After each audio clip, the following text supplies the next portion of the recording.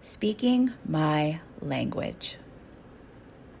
So I was listening to someone the other week on a video, and every part of me just lit from within. And I exclaimed out loud to myself, yes, they are speaking my language. I felt like I had been living in a foreign land, trying to speak a language that I didn't fully understand, but had learned to do well enough to get by. And then suddenly, someone was there speaking my language, as clear as a bell in the night. Then I thought, wait a minute, why am I not speaking my language? The language that lights me up most is the one that most people don't speak or understand in this world. The language of being a creator. The world mostly speaks the language of being at the mercy of a creator, whether that's science or God, and not a creator themselves.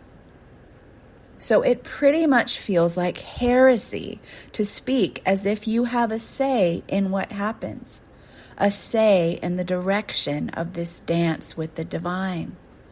To say that your world is a mirror and that you can use that mirror to see what you believe and then adjust what you see in that mirror by adjusting those beliefs can seem crazy to people and sometimes even really cruel. So it is for those reasons that I have not spoken my language. Not very clearly anyway. Not very clearly to most of the world because of this. I have instead tried to fragment pieces of it in with more accepted narrative and language. But the result is a warbled message that is muddied with fear of rejection. But here's the thing that I think most people struggle with in the idea of being able to create your life the way that you want and being a creator. It's that they can't help but notice they don't have control over life. And no, we do not have control in life, obviously. Obviously we don't. But we have choice. Now you could argue that we don't have choice either because where did those choices and thoughts even come from? But regardless of where they came from, choices affect your direction once they're made. There is a difference between choice and control, and that difference is trust.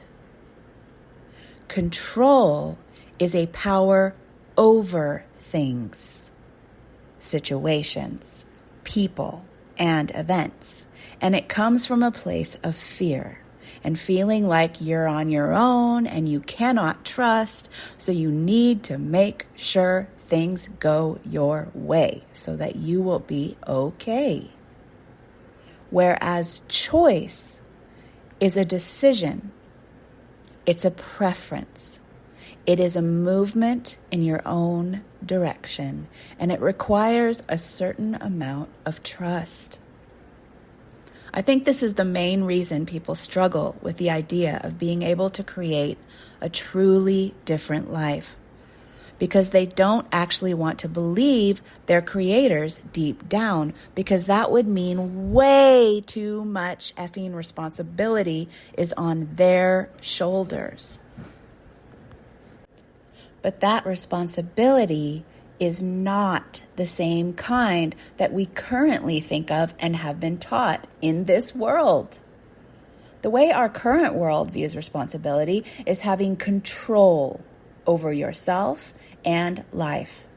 And if you view it that way, of course you don't want to believe you're a creator deep down, because that would mean that you would have to do it all yourself, and you would have to get it right, and you'd have to know how and who and what and all of those details that you don't currently know. And it would limit your choices to what you currently know. So you wouldn't be able to move outside of those current limitations without knowing how. And you clearly don't currently know how. But we do not have control. Again, obviously, we have choice. And we can make our choices and trust in life and the universe and the divine to show us the way towards those choices. That last part is so key because we are not going to accept responsibility for our power to create until we know that we are not doing it all on our own, and we don't have to, and we cannot do it all on our own. And what can help with that is realizing and fully recognizing that you have never done anything on your own, and you never will. From the moment you were born, everything from air, water, sunlight, soil, and gravity have been working for you around the clock. People, animals, plants, atoms, and molecules have been working for you around the clock.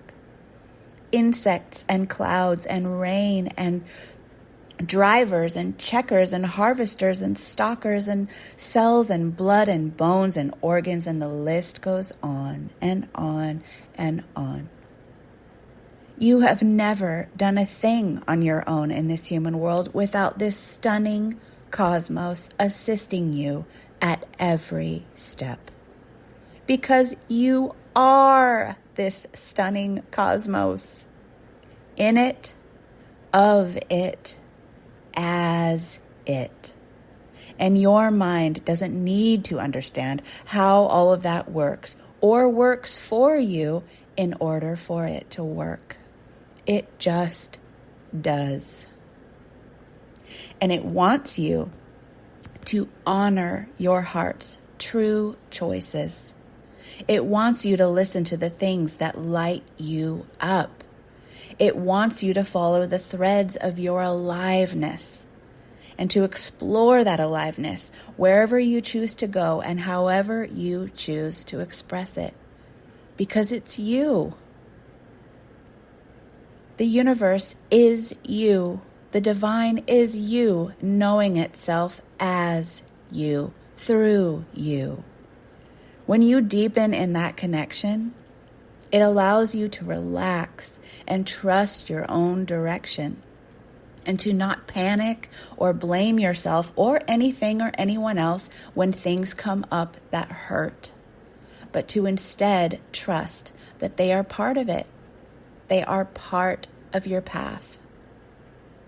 All this to say, I will be speaking more of my own language from now on, and I will be continuing to share the reasons why I wasn't fully speaking my own language, in case they're the reasons you're not speaking your own language too. Thank you for joining me today. And if you'd like to get these posts to your inbox every Sunday morning like clockwork, you can do so at sunnychapman.com/more and get my free How to Make More, Doing Less, Being You guidebook.